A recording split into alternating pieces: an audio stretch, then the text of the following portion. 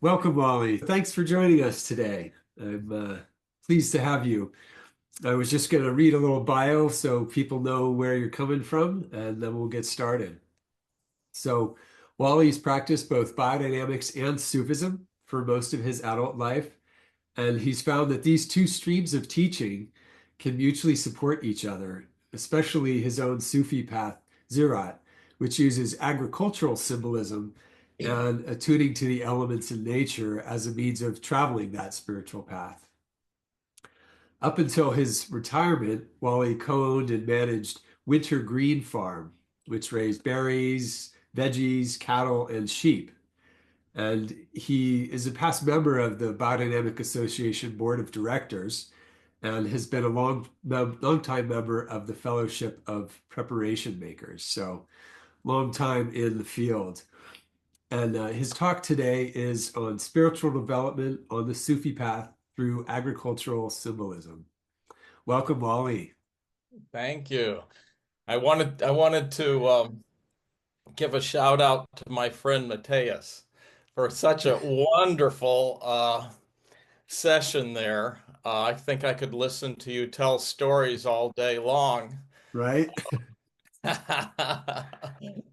And I wish I had the full quote. You said you gave a quote of Steiner about being clothed in the words given by nature or something to that effect. And it made me think of one of what's known as the 10 Sufi thoughts. And this thought is there is one holy book, the sacred manuscript of nature, the only scripture that can enlighten the reader. And so again, it's turning to nature to listen, to observe, and to help evolve ourselves. And then, as you say, we're in relation. We are part of nature, not separate from nature. And so, therefore, we have a constant interaction with nature. So it's you could call it a two-way street, but I would see it more as a holistic happening that we're participating in. So anyway, I just wanted to say thank you, Mateus. I've missed seeing you we haven't seen each other for many years. Yeah, yeah. It really is that beautiful blend. I think that's the core of it, right? To recognize that we are participating because we are of it. Yeah. Well, wonderful. Well, I wanted to start with you just to kind of connect back this same theme. Like, what brought you to working with the land in the very beginning? Yeah, well, in the very beginning, I guess I'd have to go back to my teenage years when I felt such a deep connection with nature, uh, witnessing the beauty and the harmony and the interconnectedness. And that time I didn't have, I guess, the word spiritual really in my vocabulary, or at least didn't identify with it. And so that led me to go to the country right after high school. I said, I want to learn from nature. That point, I didn't understand how humans played into the whole scene.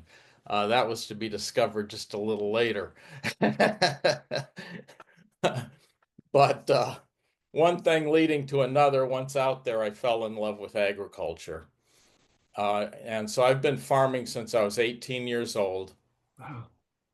And for 8 years of that, and near the beginning, I was in charge of agriculture for a 20 to 25 person intentional community.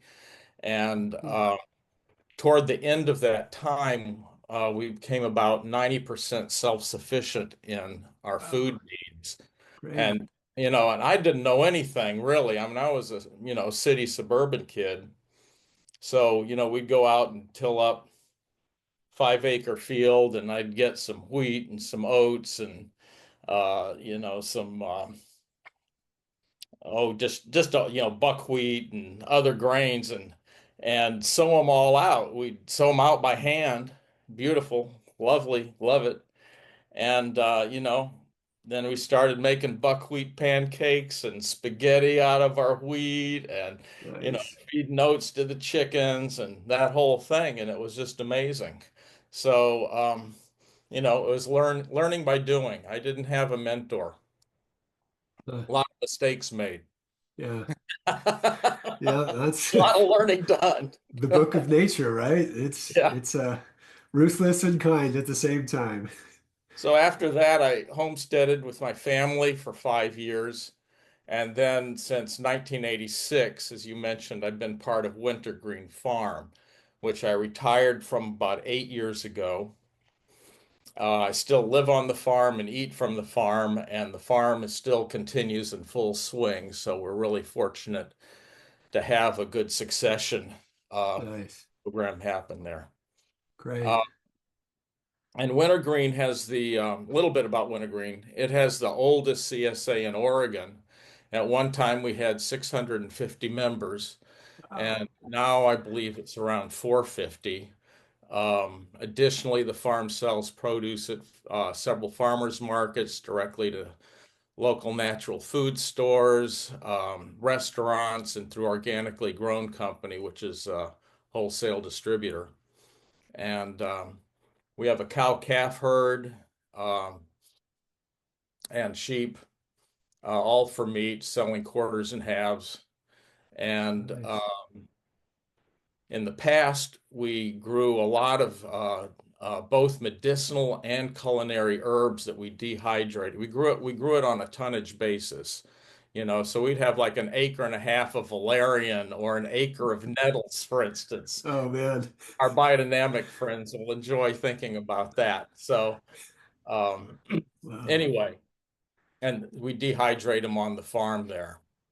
Um, one of my what I consider to be one of my greatest teachers is compost. Yeah. And so that's a real passion for me, always has been. And our farm is almost entirely fertilized by compost made with on-farm materials. Um, Excellent.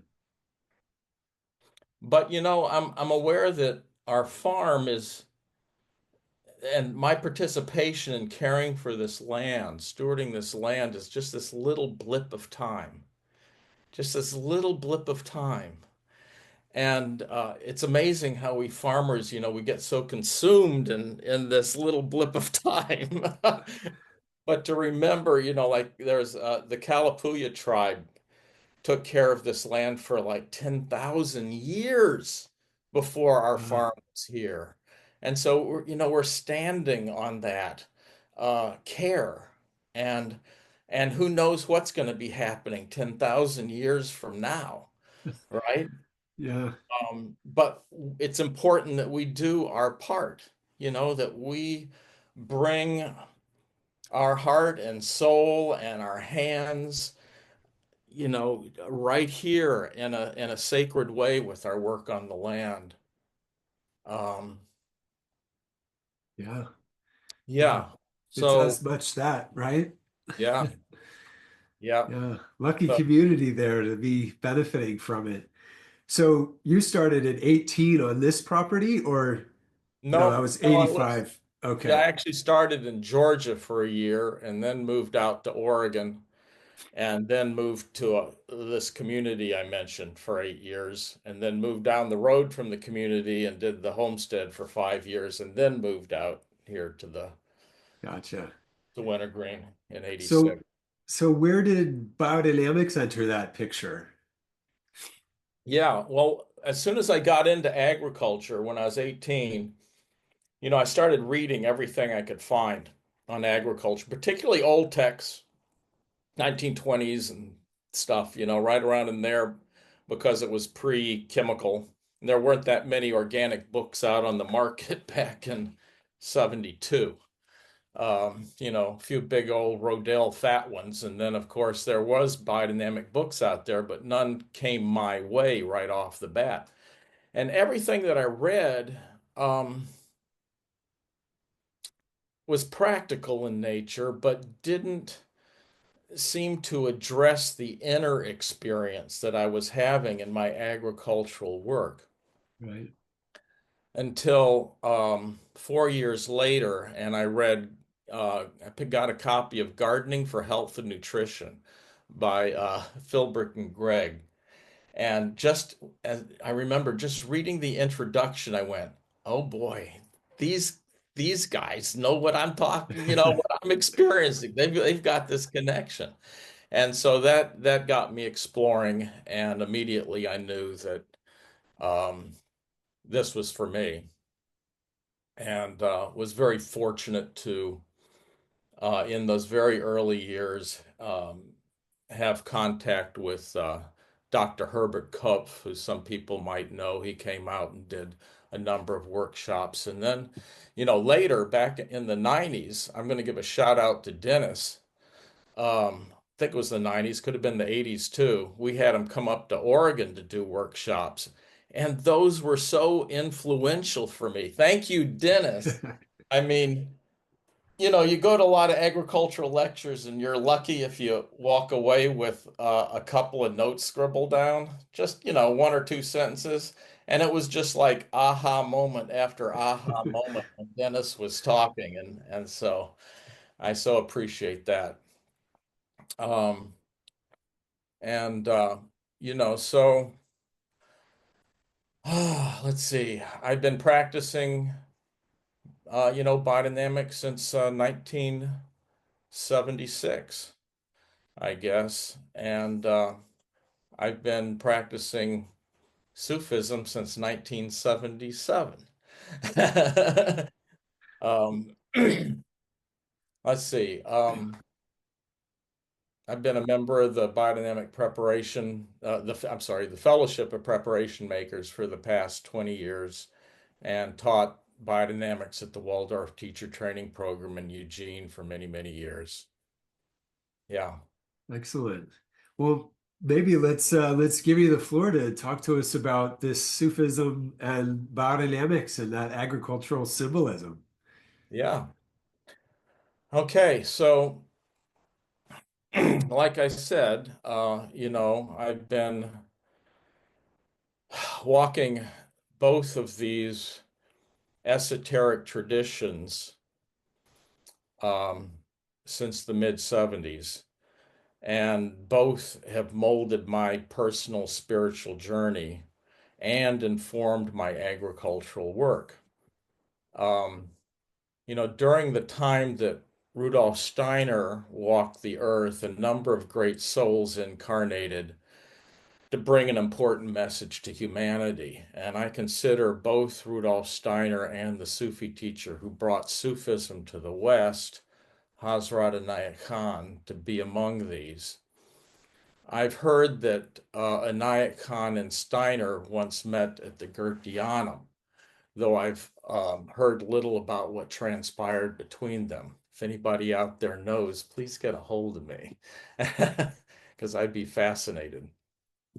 Both these phenomenal teachers had a significant number of students that came out from the from a theosophical background, and both men expounded on the soul's evolutionary journey, and they both detail practices whereby human beings could develop their spiritual capacities and perspectives. Um, Both Steiner and Inayat Khan emphasized the importance of our work here on Earth as part of the larger evolution of the universe. There's also some differences in their teachings and approaches, as it should be, as the spiritual journey is not a one-size-fit-all affair. Steiner went into great detail about the workings of the spiritual world and the cosmic epochs of the earth, whereas Inayat Khan provided a more general overview. Steiner was quite intellectual and delivered countless lectures that were famously challenging, often requiring extensive study to comprehend. Certainly, this is true of the agriculture course. Yet he continually pointed to the importance of bringing knowledge to the sphere of the heart. Hazrat Naya Khan's teachings, though also filled with plenty of food for thought, are perhaps easier to assimilate. I'd say the language wasn't as difficult. Um, his teachings emphasize the development of the spiritual organ of the heart. He considered the heart to be the depth of the mind, and the mind the surface of the heart. Steiner offered fresh perspectives on agriculture, medicine, education, and various forms of art, giving both hands-on application and esoteric indications.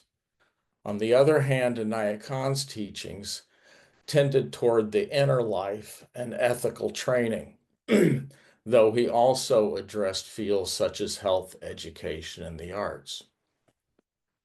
You might be interested that in my third reading of Steiner's Knowledge of Higher Worlds and Its Attainment, which outlines methods for developing one's spiritual capacity, I wrote the equivalent Sufi practices in the margins, and the overlap was significant, though the terminology differed significantly. Often in life, we have a choice to either focus on the differences and distinctions that divide us, or on that which we inherently have in common as human beings. My feeling is that if we focus on our common ground, allowing that to create a bond beyond our differences, we have the opportunity to learn from each other and support one another, as well as to create a world of harmony rather than discord. In this spirit, I'll be sharing with you one aspect of my Sufi practice. In the last year of Inayat Khan's life, he initiated an activity known as Ziraat. That's Ziraat. Ziraat is a Persian word that translates as agriculture. It has a second meaning that means bridge, a bridge that connects our physical existence with the spiritual world. I'll be sharing with you a brief overview of Ziraat. But before we do that, let's look at why people practice biodynamics. There's a whole range here. For some people, it's not much more than a marketing tool or an economic leg up. Others disregard spiritual practices, but practice spiritual aspects, but practice biodynamics because they are seeing results. Some are attracted to the concepts behind biodynamics, and others are curious or attracted by its esoteric nature. Some are students of anthroposophy or one of the movements spawned by Steiner's teachings and wish to explore biodynamics because it's another of Steiner's initiatives. And some recognize the potential of discovering new insights into the workings of life. I'm very moved by the emphasis that yesterday's speakers brought to the importance of cultivating warmth in the heart. This so closely corresponds to the work of Ziraat. Gamut, wasn't that the name that Dennis used? For me, I have found that by practicing biodynamics, I have opened to new perspectives, and it has increased my capacity to perceive what is happening on my farm. It has helped me realize the interconnectedness of our farm with the entire universe, both its seen and unseen aspects.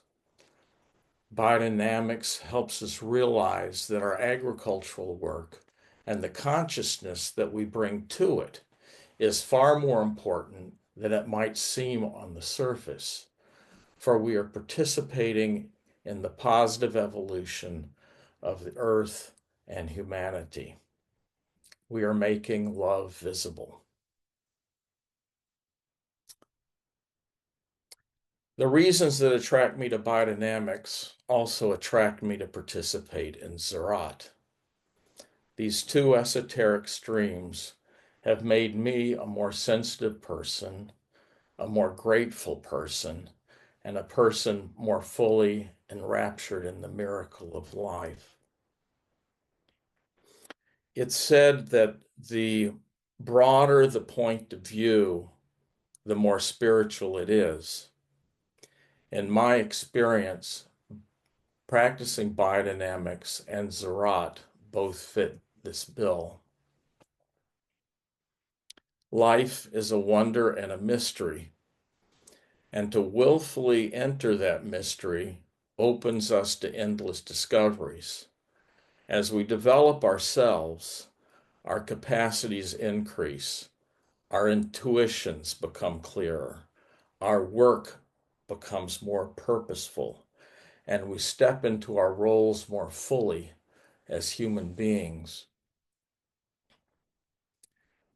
Our lives, in turn, assist a great evolutionary process. Our attunement with our farms and our gardens and our connection with the whole of life foster healthy soils, plants, animals, and human beings. Yesterday, Dennis talked about the middle path between materiality and spirituality.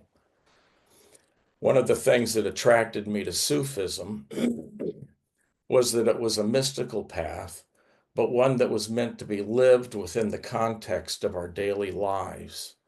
Sufis aim to walk in the material world with the awareness of the spiritual world, uniting, you could say, earth and heaven.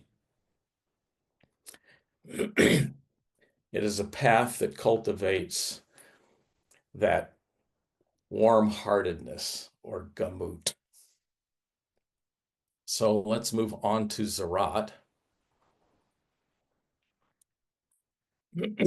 I'd say that Ziraat has three components that are integrated with one another. The first is using agriculture symbolically as a means of development on the spiritual path. The second is to deepen our relationship with the alchemical elements, the natural world, and life itself. And the third, which I think arises out of the sensitivity one finds through the attunement I just mentioned, that relationship with the elements, natural world, and life, is to address the ecological challenges facing our planet today. And I'm going to be focusing primarily on the first of these, using agriculture symbolism for our spiritual development.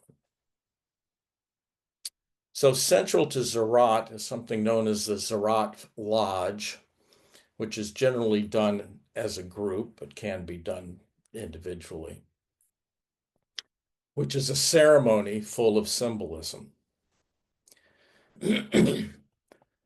So you have to learn a few terms in order to understand some of the symbolism. The first is that in Ziraat, the term farm is defined as the entirety of all that is on all planes of existence. Okay. The sovereign of the farm would be the creator and sustainer of the farm, or in common terms, one might say God. The lodge begins by invoking the sovereign of the farm. Then the great farmer is invoked. My interpretation of the great farmer is that it symbolically represents what the Sufis call the spirit of guidance. The spirit of guidance is the source that inspires the masters, saints, and prophets of the spiritual world. And we too can access the spirit of guidance through our deepest intuitions, visions, inspirations, and insights. In the Ziraat Lodge, there's an altar with symbolic representations of each of the elements. And I've got a little altar here I've got set up. Let's see if you can see this here. I usually do this like I have one outside in nature, which is really wonderful. So you can see that there's a bowl of earth for the earth and a container of water for water.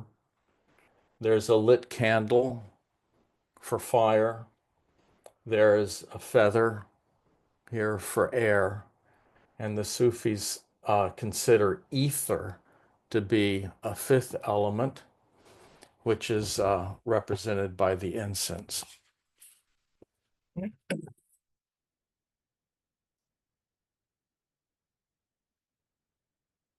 So each of these elements is honored in turn within the context of the lodge. Now, curiously, the order of the elements that Inayat Khan indicated is different from that of Steiner as well as classical alchemy, as air and fire are reversed. Personally, I prefer Steiner and the classical alchemy's order, but I've abided by the Sufi ordering out of respect to my teachers and tradition. In the lodge, after the invocations, we attune to the elements and offer our gratitude, including to the elemental beings that are essential to the workings of the elements within manifestation. Steiner, of course, referred to these as gnomes, undines, salamanders, and sylphs. So I'm going to demonstrate the opening of lodge and this, what was known as the salutations to the elements. And I'm going to welcome you to join me in the salutation to the elements.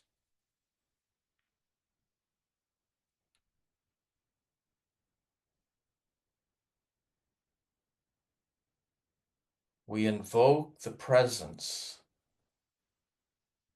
of the sovereign of the farm. We offer our devotion to the great farmer, our faithful greetings to you, our Ziraat family. And then there's some hand motions that go with this attunement to the elements. You can do this sitting in a chair too, or forgo the hand motions if you wish. But beginning with the earth, feeling your connection with all that is solid, all that creates form.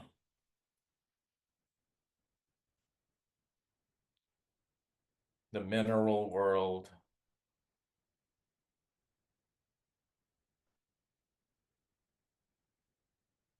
the structures of plants,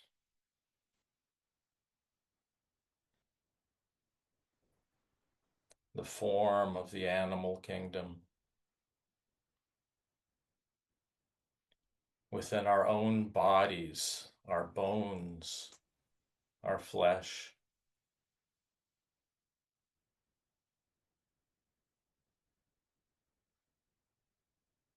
And recognize how crucial this element is in our life here upon the earth, and offer gratitude to the element earth and the elementals that work with these structures.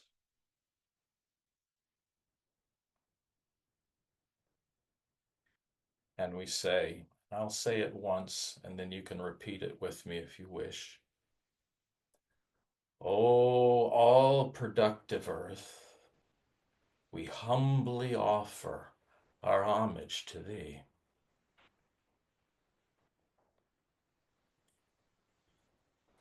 Then we move to the water element, and here we just hold our hands sort of like dripping water off our fingers. And we attune to all that is fluid. Of course, we see out in nature the oceans, the rivers, the rainfall, the dew.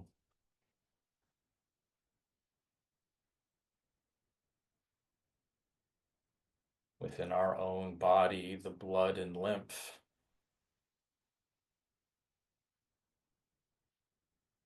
And we know that without water, life as we know it here on earth could not exist.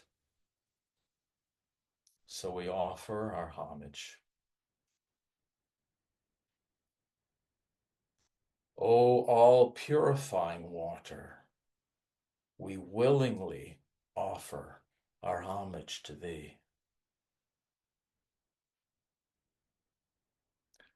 Then we move to fire. You can imagine your hands right in front of left as a flame flickering.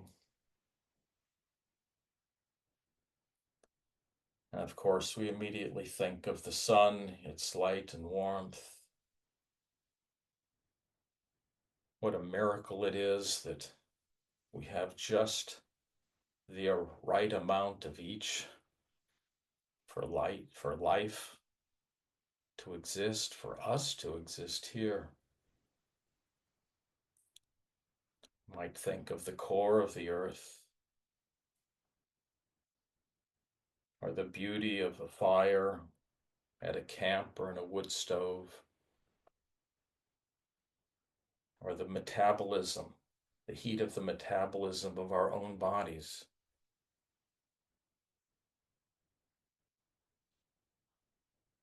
And we say, O all-consuming fire, we wholeheartedly offer our homage to thee. O all-consuming fire, we wholeheartedly offer our homage to thee. Then we move to the air, of course, the atmosphere surrounding the earth, the air within the earth, the air that we share between ourselves, between us and the plant kingdom.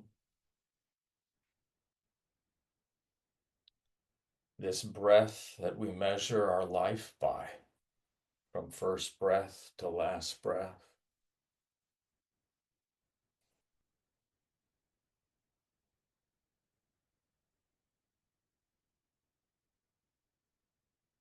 O all-pervading air, we gladly offer our homage to thee.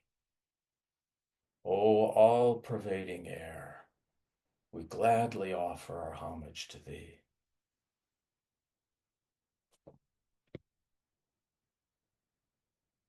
And then crossing our arms over our heart, we turn to ether, that life force that animates all the elements, is the mother, you could say, of the elements.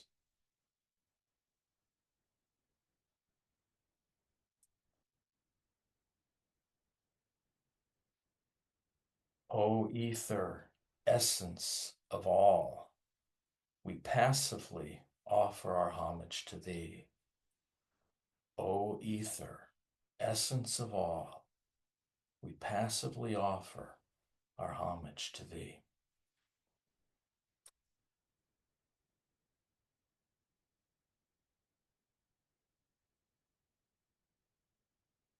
Okay, so that's a little window into the Ziraat Lodge. And in the ceremony, this is followed by what's known as the Ziraat Dialogue, which is more than we can go into today.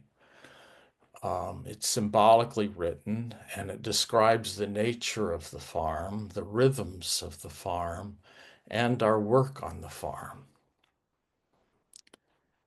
And then usually this is read, and I'll read it here. I should like to speak a few words upon the need of cultivation of our souls, our hearts, and our minds. The human, in essence of being, is divine. The source from which the human soul has come is the eternal one. But in order to manifest in human form, the soul has to pass through different phases, and the process through which the human soul manifests, being conscious and afterwards unconscious, is when the soul realizes I am a human being. In the journey, the soul has passed not only through the angelic and jinn spheres, but through rocks and plants, and through lower creation, it has risen to become human.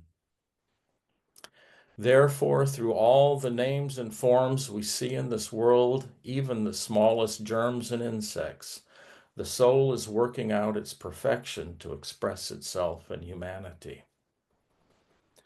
A picture of the journey may be made as if an angel from the highest heaven came down and descended to the lowest depths of the earth, and from there, feeling after and longing for the paradise it left, has worked its way through the lower creation and arrived at the form of the human being. Although in essence, even after touching the depths of the earth, the soul is divine, in order to realize for itself that divine element, it has a task waiting even after becoming human. And it is the manner in which that task is accomplished and the object gained, which is called Ziraat, in which we all unite to offer our homage to the sovereign of the farm.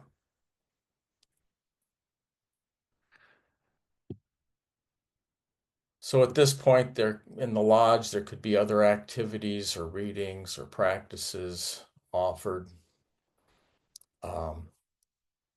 And then in a traditional lodge, there's a time for initiations. And one needn't be a Sufi initiate to be initiated into Ziraat, though it's encouraged to have some familiarity and resonance with the basic tenets of Inayat Khan's teachings. Ziraat began as a secret mystery school with its teachings and lodges only open to Ziraat initiates. In 1981, Pir Vilayat Khan, who was Hazrat Inayat Khan's successor, brought Ziraat out of this obscurity. That's actually when he initiated me, was in that first opening.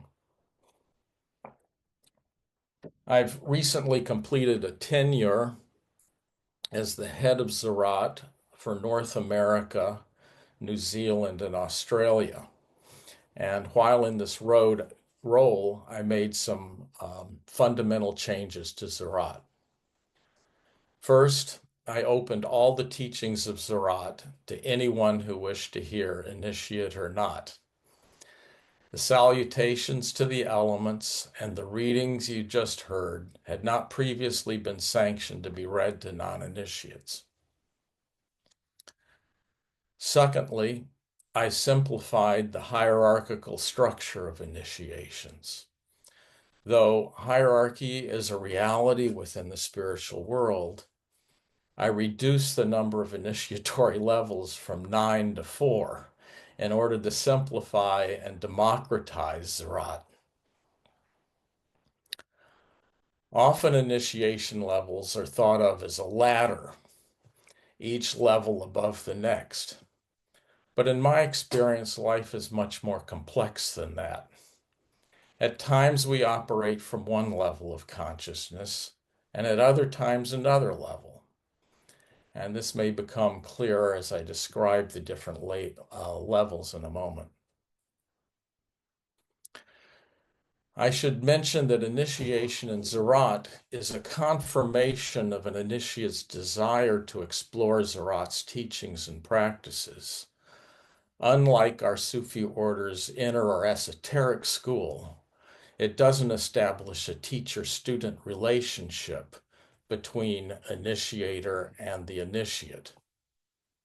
Rather, the Ziraat path is completely self-directed, and we learn from each other as a group in the lodges. Our learning is stimulated through our study, our practice, and our participation in lodges and programs offered.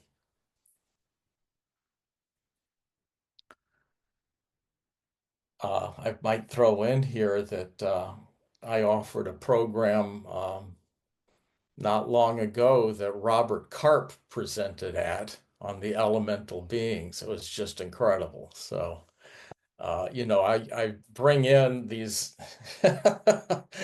biodynamic pieces into Ziraat, just as I'm bringing Ziraat here a little into the biodynamic world. Okay, so the traditional initiation levels were plower, harrower, sower, reaper, thresher, garnerer, farmer, experienced farmer, and most experienced farmer. And this last initiation level is held only by one person who is the current head of the Anayatiya, which is the name of my Sufi order. The change that I made was that those who had held the initiation levels of plower, harrower, sower, harvester, thresher, and garnerer, as well as any new initiates in Ziraat, are all now known as workers. So let's take a brief look at what were once these initiatory levels and now I've termed the symbolic cycle of work on the farm. As a cycle, there's a circular structure, which can also be conceived of as a spiral. I probably, like many of you, are fascinated with the vortex form. And,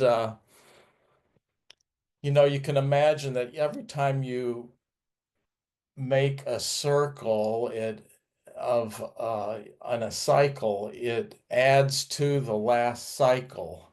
And so there's a constant, let's say, winding upward, you could say.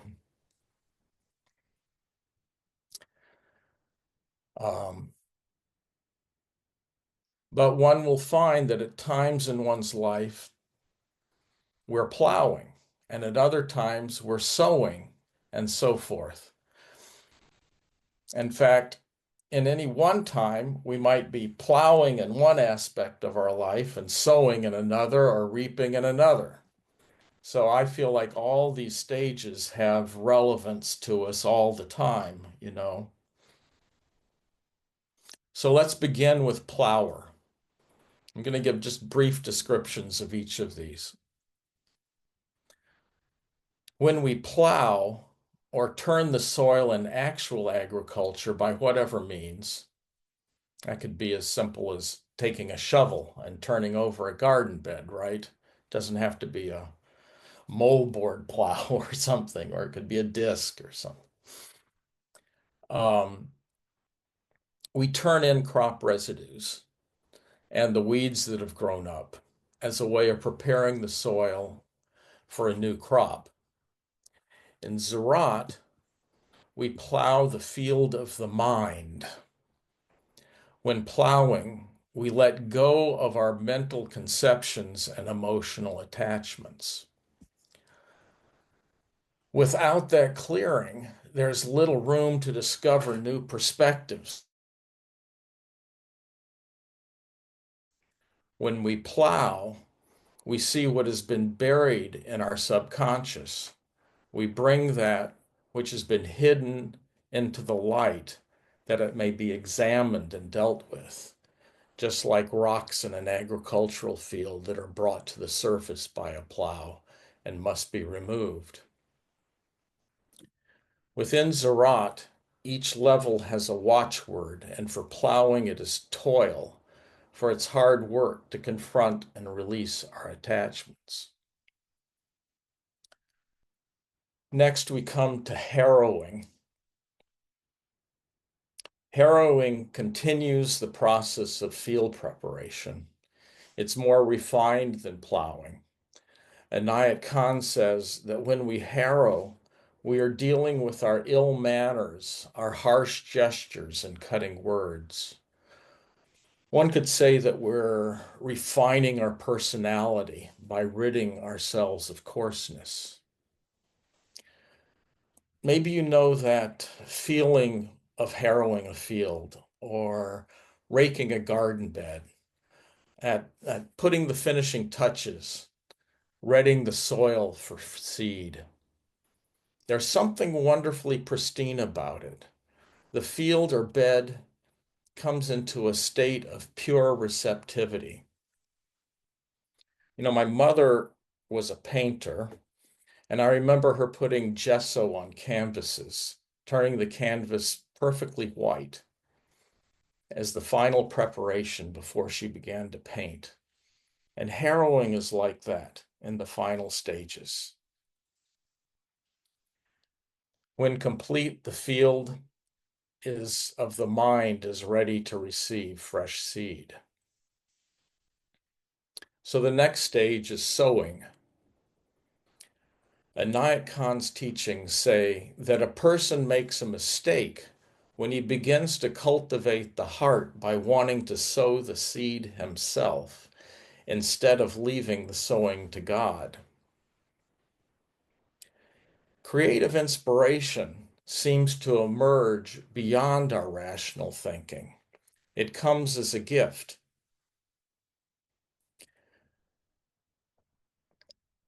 I would say those gifts can be spurred by our rational thinking, by our observations, but we have to loosen our conceptions so that something new can enter. These gifts are the seeds that offer us insights into our next steps in life. They inform us of our purpose and uplift our souls. Inayat Khan chose the watchword hope for the stage of sowing, and a better watchword I don't think could be found. One cannot know what lies ahead, but one can carry hope in one's heart that the harvest will be bountiful. Interestingly, Inayat Khan moves directly from sowing to reaping. And this probably seems odd to those of us that work the land, but there's a lot of tending to be done prior to harvest. Inayat Khan was using the symbolic growing of grain in his symbology of Ziraat. And in raising grain, there's far less to do, I suppose, between that of more intensively managed crops. But I think there's a clue in the Ziraat dialogue, which I mentioned earlier, The question is asked in the dialogue, what raises the crops? And the answer is the sun. To me, this indicates that it's not so much our efforts that raise the crops as it is the forces that lie beyond our doing. You know, how often have I been asked, what do I grow? And this always seems like an odd question to me. For I know that the elements, the wisdom contained within the seeds, the bounty of the life of the soil, and the configuration of the heavens are the real growers. Without the miraculous dance of all these, nothing would grow, nor would we even physically exist. Still, as farmers, there's tending to be done. We must always be attentive and responsive to any need that arises in our agricultural pursuits. On the inner planes, too, we must be attentive and responsive. We must stay present to the moment and act accordingly. Back to the Ziraat dialogue, it's asked, what does the farmer do during the day? And the answer, which seems just so simple, is the farmer works. And then it's asked, what does the farmer do at night? The farmer keeps watch. So to me, this indicates the need to be both attentive and responsive. And that is our work in biodynamics, is it not? It's to pay attention to all that's happening on our farm, to look deeply as we can, receive intuitions and inspirations is what to be done.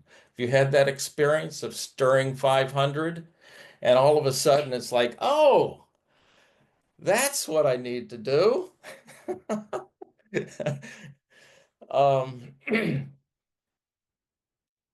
And then it's our job to carry it out, to tend. Anaya Khan says, and this is a quote, the earth holds the seed, and the result is that a plant springs out and bears fruit. So with the heart holds the seed of thought, and there also a plant springs out and brings the fruit of fulfillment. But it is not only the thought, it is the power of holding the thought, which is of very great importance. Therefore, the factor of the heart, a factor which holds the thought, is of very great importance for the fulfillment of life's purpose. So the next stage in this cycle of work on the farm is reaping. As farmers and gardeners, we have a conception of what a successful harvest is. But Anaya Khan wishes us to expand that conception. He says, the seed has in it the leaf and the flower and the fruit. But the fulfillment of the purpose of that seed is that it is put in the ground, that it is watered, that a seedling springs up and is reared by the sun. It brings forth its fruits and its flowers and fruits. This is the fulfillment of that seed, which already contained in itself the fruit and flower. No sooner does the soul begin to unfold and experience in life the purpose which is hidden within itself, than it begins to feel the joy of it. It begins to value the privilege of living. It begins to appreciate everything. It begins to marvel at everything. For in every experience, good or bad, it finds a certain joy, and that joy is the fulfillment of life's purpose. That joy is not only experienced in pleasure, but even in pain, not only in successes, but in failures, not only in the cheerfulness of the heart, but even in the breaking of the heart, there is a certain joy hidden. For there is no experience which is worthless, and especially for that soul who is beginning to realize this purpose, there is no moment wasted in life, for under all circumstances and in all experiences of life. This brings to mind what Dennis said about when his experiments go awry. Rather than just throwing it up as a failure, he approaches it as an opportunity. He says, that's where I need to dig in, right? That's where the lesson's going to be learned. That's where I advance in my understanding, in my relationship with life. So, what is a successful harvest? It includes everything. It's the totality of our experience. And Anaya Khan says when we can see that, then there's a joy in it. There's a joy in the breaking of the heart. And that's the watchword for reaping. It's joy. Whatever we experience in life, whatever we reap, we can revel in the miracle of participating in life. So reaping is followed by threshing. And in my interpretation of this stage, this includes, of course, threshing and winnowing, separating the grain from the chaff. As farmers, our priority is good, clean, plump seed. But we know that nothing goes to waste on the farm. Smaller grain can be used as chicken feed, and the straw and chaff go to the compost pile or is used for bedding for the animals. Within Ziraat context, this stage asks us to look carefully at our life. What have we learned along the way? Again, Anaya Khan, everything has its purpose, but knowledge of the purpose makes us able to use it to the best advantage. If we have the eyes to see, then we recognize that everything has a purpose, that everything is leading us spiritually forward, and we adopt an attitude of gratitude. A grateful attitude in life is one of life's greatest blessings. This brings us to our final stage that I'll be covering today, garnering. And the watchword for garnering is thankfulness. Garnering means putting the harvest into storage, putting food by. The Sufis have a term called the divine mind. The divine mind is the repository for all experience. That means every experience of everything throughout all time. Hazrat Anaya Khan says, there is a mind behind all minds. There is a heart which is the source of all hearts. And there is a spirit which collects and accumulates all the knowledge that every living being has had. No knowledge or discovery has ever been lost. It all accumulates and collects in that mind as an eternal reservoir. This is what is recognized by the seers as the divine mind. It is natural that inspiration should come from a being living just now on earth or from someone who has passed. Yet the most profound inspiration comes always from the divine mind, and to God alone that credit is due.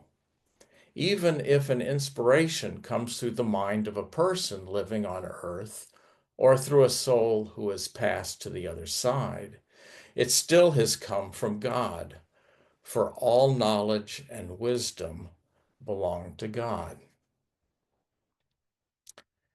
It is this divine mind that Rudolf Steiner accessed and shared with humanity in his numerous lectures. How does what he shared inform us in our actions and states of consciousness in our lives today?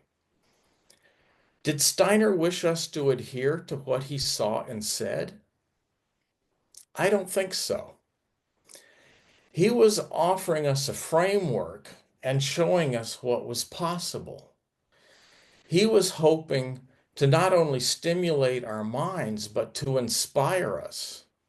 He, like Anaya Khan, gave us tools to advance our realization and our ability to see into the mystery of life, to access the divine mind.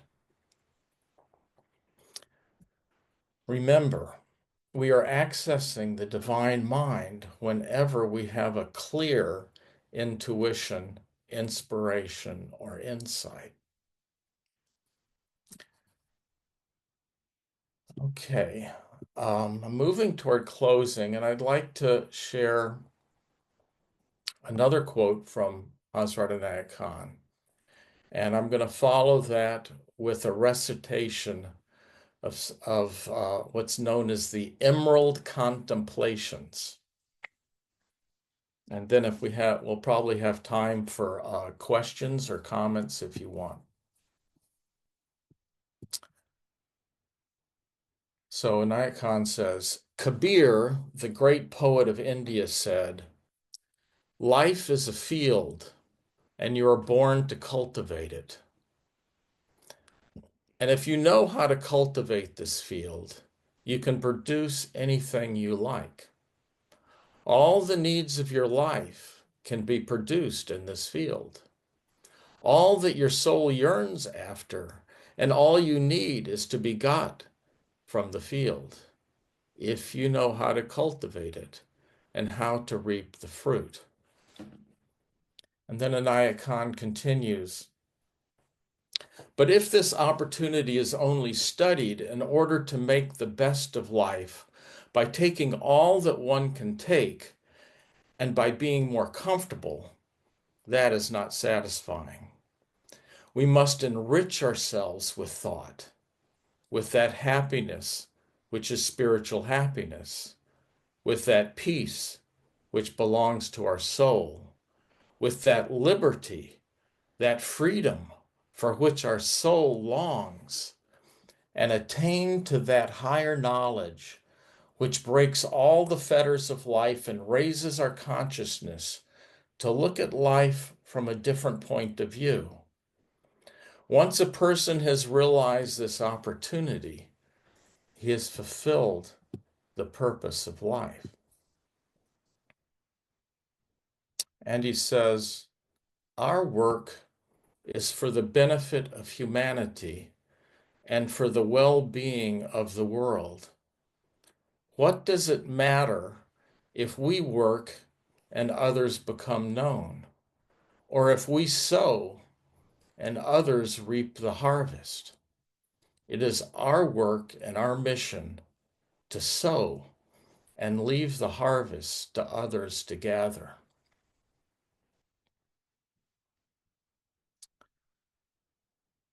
So the Emerald Contemplations are simple but profound practices, and they offer a window, I would say, into the second and third aspects of Ziraat that I mentioned early.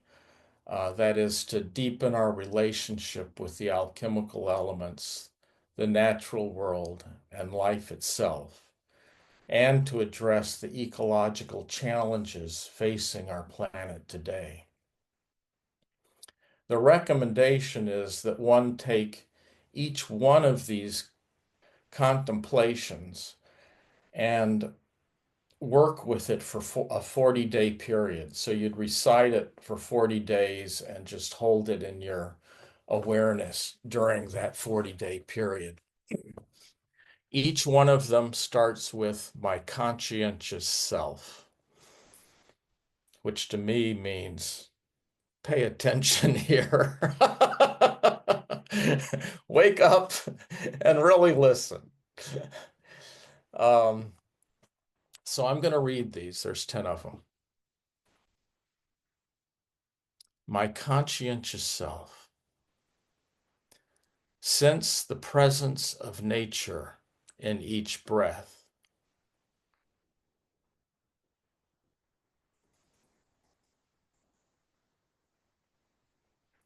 My conscientious self. Know yourself as a tendril of the living earth.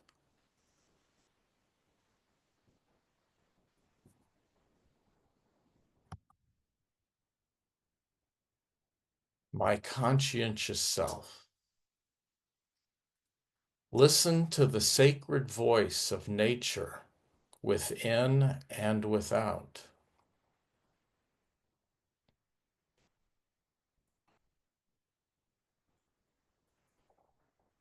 My conscientious self. Open to the beauty and wonder that nature inspires.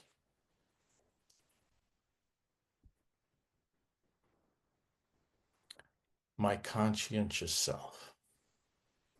Offer respect and gratitude for nature's bountiful gifts.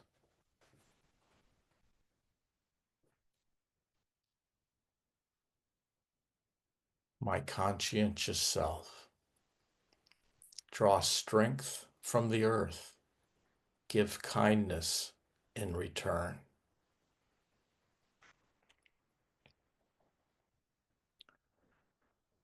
My conscientious self. Honor all the inhabitants of earth as kin.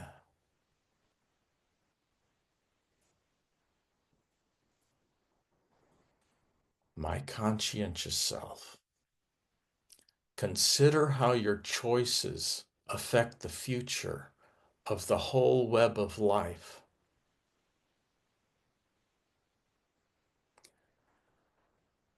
My conscientious self. Strive to protect and restore the natural world. My conscientious self.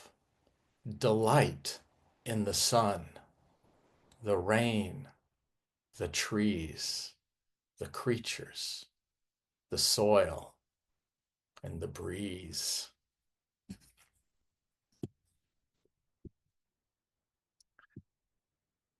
So that is what I have to offer today. Wow. Thank you, Wally. What a beautiful sharing. What a rich basket to pull from for a spiritual practice connected to the earth. Huh.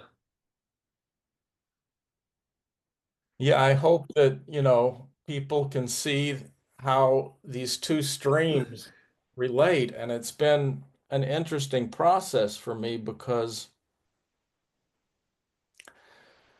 up until relatively recently, I really haven't shared these two streams with each other because I so deeply respect each one. And we don't want to interfere somehow with, the depth and holiness that each stream holds for their teachings and way. Um,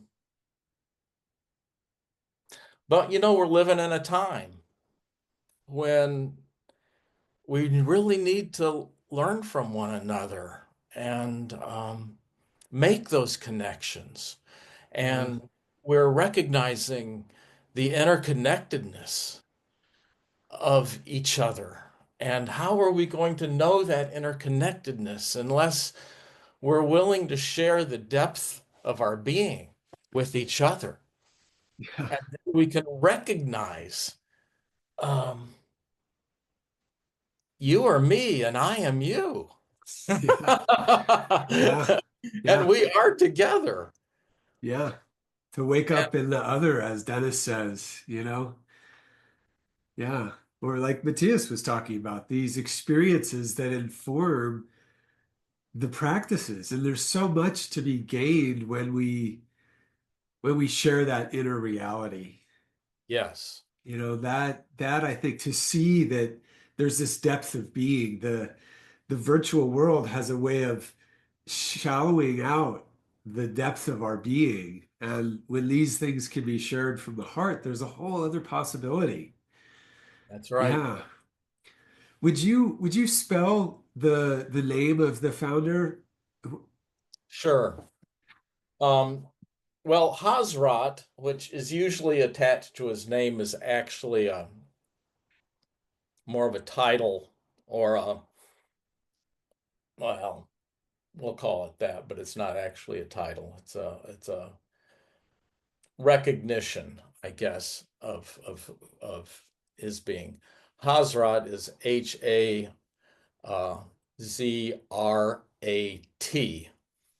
Inayat Khan is his name, and that's Inayat,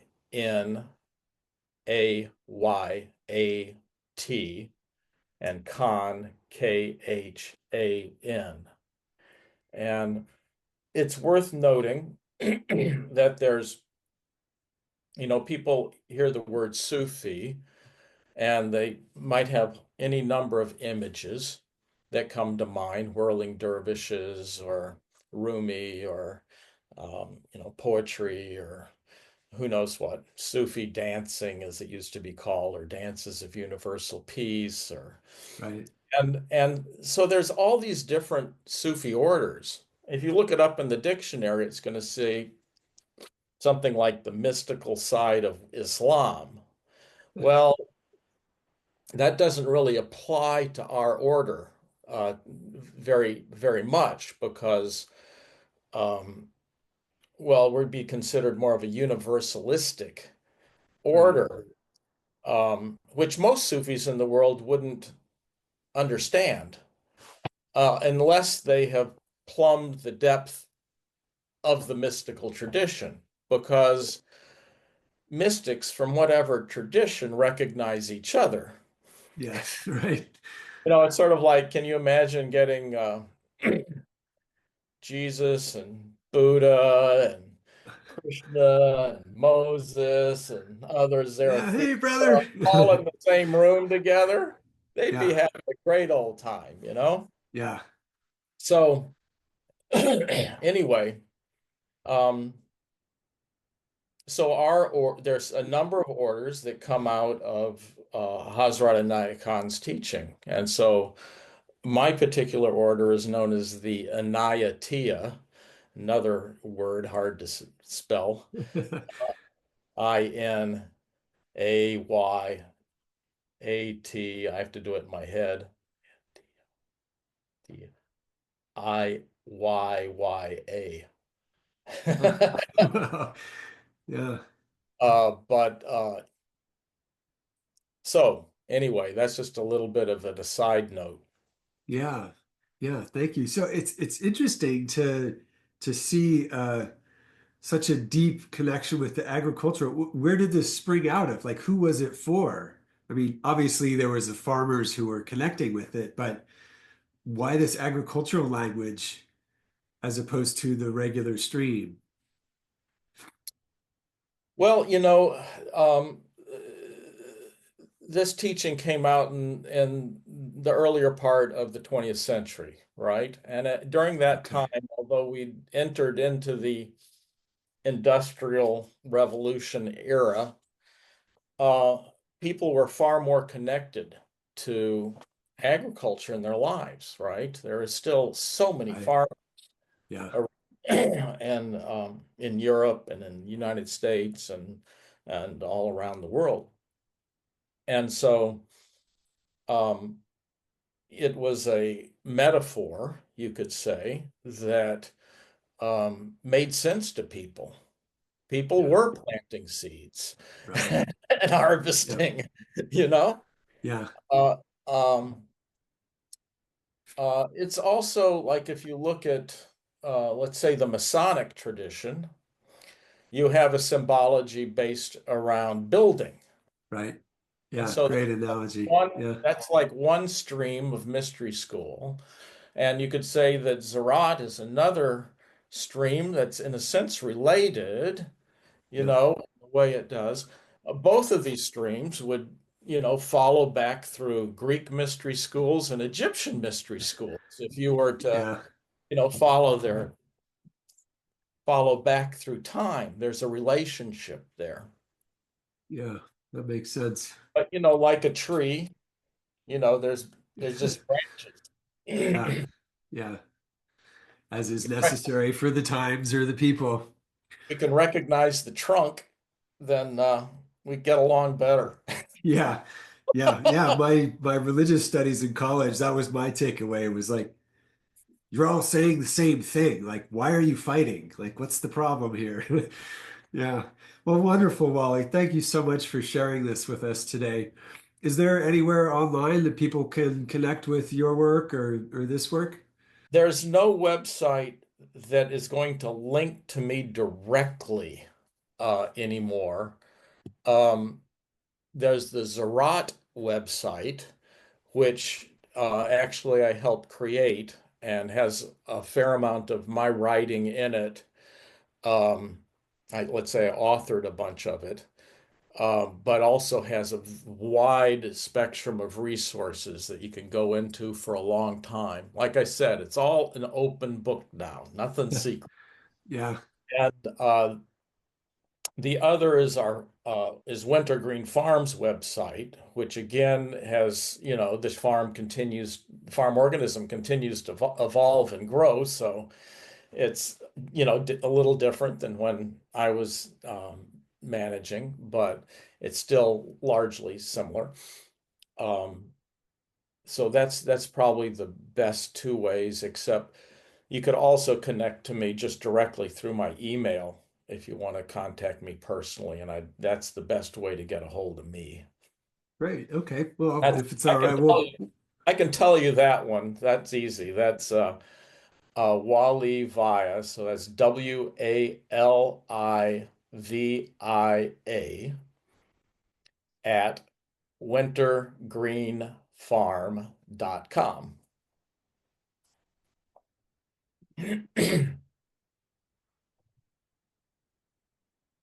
all right.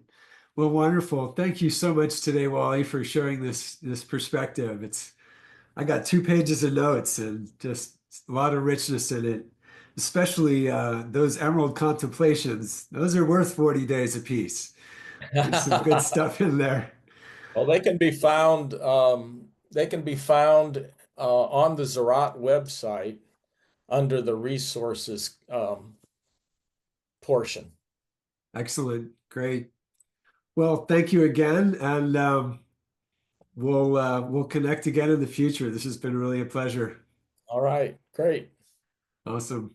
All right. So Wally will be joining us on our panel this afternoon. So if you have questions or things like that, I see someone who asked who wrote the Emerald Contemplation. So I think that can be found on that site.